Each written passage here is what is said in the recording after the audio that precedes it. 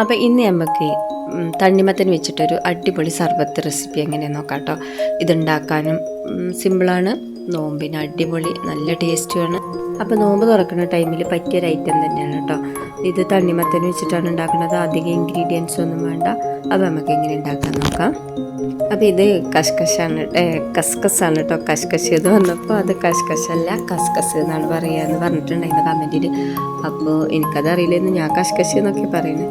അപ്പോൾ ഇതിൽ ആവശ്യമുള്ളത് തണ്ണിമത്തനാണ് കേട്ടോ. അപ്പോൾ ഇത് ഞാൻ ചെറുതായി കട്ട് ചെയ്തിട്ട് നമുക്ക് മിക്സിൻ്റെ ജാറിലിട്ട് കൊടുക്കാം.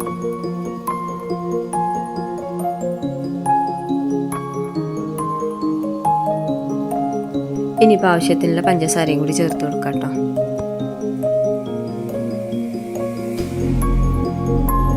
അപ്പോൾ ഇനി വേണ്ടത് നന്നാരി സർബത്തില്ലേ, അതാണ് കേട്ടോ. അതൊരു 2 സ്പൂൺ ഒഴിച്ചു കൊടുത്തു കേട്ടോ.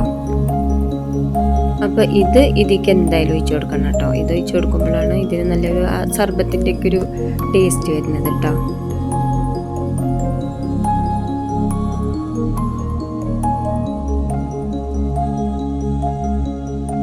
മിൽക്ക് മെയ്ഡാണ് ഒഴിച്ചു കൊടുക്കുന്നത് കേട്ടോ. കുറച്ച് മിൽക്ക് മെയ്ഡും കൂടെ ഒഴിച്ചു കൊടുത്തു. അതിനുശേഷം നമ്മൾ പാലൊഴിച്ചു കൊടുത്തു കേട്ടോ.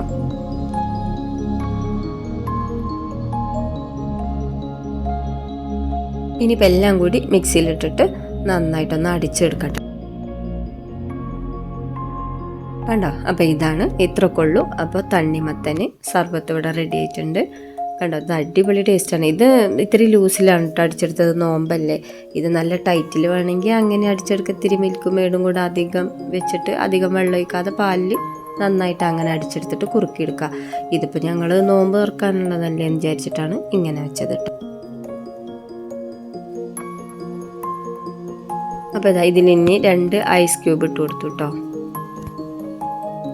പിന്നെ നമ്മൾ തണ്ണിമത്തന് ചെറുതാക്കി അരിഞ്ഞു വെച്ചത് അതും കൂടെ ഇട്ട് കൊടുത്തു കേട്ടോ. ഇനിയിപ്പോൾ നമ്മൾ ആ കസ്കസില്ലേ അത് ഇട്ട് കൊടുത്തു കേട്ടോ. പിന്നെ ഈ സ്പൂണില്ലേ, ഇത് ഞാൻ ഫ്ലിപ്കാർട്ടിൽ നിന്ന് വാങ്ങിയതാണ് കേട്ടോ.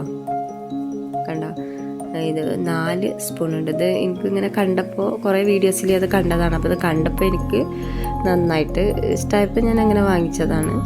അധികം വിലയൊന്നുമില്ല കേട്ടോ. അപ്പോൾ ഞാൻ അതിങ്ങനെ കാണിക്കാമെന്ന് വിചാരിച്ചിട്ട് എടുത്തതാണ്.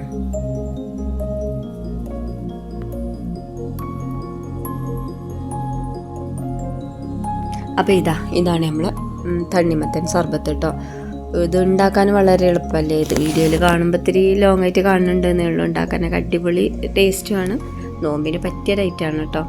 അപ്പോൾ എല്ലാവർക്കും ഈ ചാനലൊക്കെ ഇഷ്ടപ്പെടുകയാണെങ്കിൽ സബ്സ്ക്രൈബ് ചെയ്തിട്ട് സപ്പോർട്ട് ചെയ്യാം. ഈ ചാനലിൽ ഞാൻ കുഞ്ഞു കുഞ്ഞു റെസിപ്പികളൊക്കെ ഇട്ടിട്ടുണ്ട് കേട്ടോ. ഉണ്ടാക്കാനും എളുപ്പമുള്ള ഐറ്റംസുകളൊക്കെ ഇട്ടിട്ടുണ്ട്. അപ്പോൾ എല്ലാവരും ഒന്ന് കയറി കണ്ടോക്കണം കേട്ടോ.